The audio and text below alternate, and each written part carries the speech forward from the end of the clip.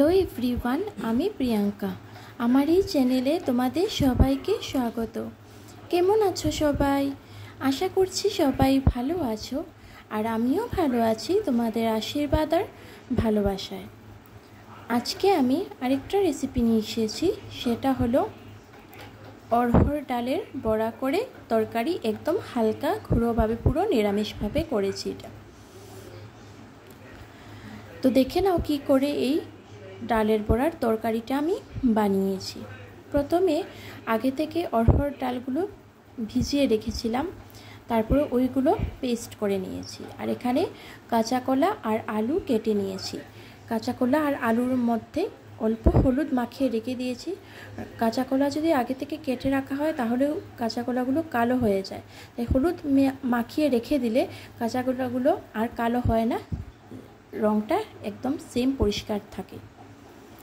তারপরে এখানে ডালগুলো পেস্ট করার পর ডালের মধ্যে ওই পেস্টগুলোর মধ্যে অল্প কালো জিরে, তারপর স্বাদমতো নুন, অল্প লঙ্কা গুঁড়ো, অল্প হলুদ গুঁড়ো আর স্বাদমতো চিনি আর চালের গুঁড়ো দিয়ে ভালো করে মাখিয়ে নিয়েছি।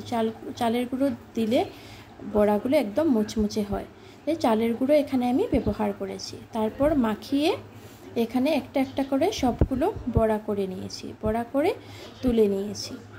তারপরে একটা কড়াইয়ের মধ্যে অল্প কালো জিরে ফোড়ন দিয়ে আগে থেকে যে হলুদ মাখিয়ে কাঁচা কলার আলুগুলো রেখে দিয়েছিলাম ওইগুলো দিয়ে দেব। দিয়ে তারপর অল্প অল্প করে সব মশলাগুলো দিয়ে দেব।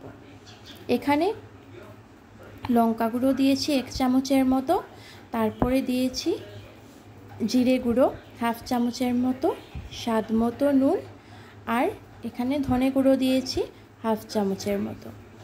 দিয়ে ভালো করে নাড়াচাড়া করে ফ্রাই করে নিয়েছি, যাতে কাঁচা কলার আলুগুলো ভালো করে সেদ্ধ হয়ে যায়। তার জন্য অল্প ঢাকা দিয়ে রেখেছি 5 মিনিটের মতো। ঢাকা উঠিয়ে আরও ভালো করে একটু সময় কষাতে হবে, যাতে সবজিগুলো ভালো করে ভাজা ভাজা হয়ে যায় আর সবজিগুলো থেকে তেল ছেড়ে দেয়। ভাজা হওয়ার পর এখানে অল্প জল দিয়ে দেব। জল দিয়ে ফোটার জন্য রেখে দেব।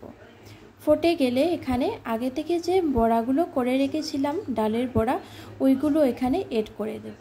এড করে দিয়ে আবারও 5-10 মিনিটের মতো রেখে নামানোর আগে একটু ঘি আর অল্প গরম মশলার গুঁড়ো দিয়ে নামিয়ে গরম ভাতের সাথে পরিবেশন করুন হালকা ডালের বড়ার তরকারি।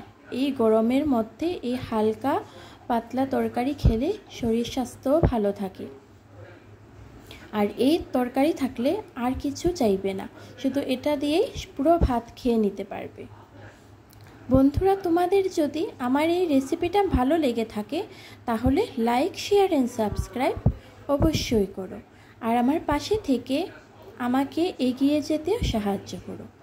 বন্ধুরা, তোমরা যারা আমার এই চ্যানেলে ভিজিট করেছো বা পরবর্তীতে ভিজিট করবে, তোমাদের সবাইকে অসংখ্য ধন্যবাদ।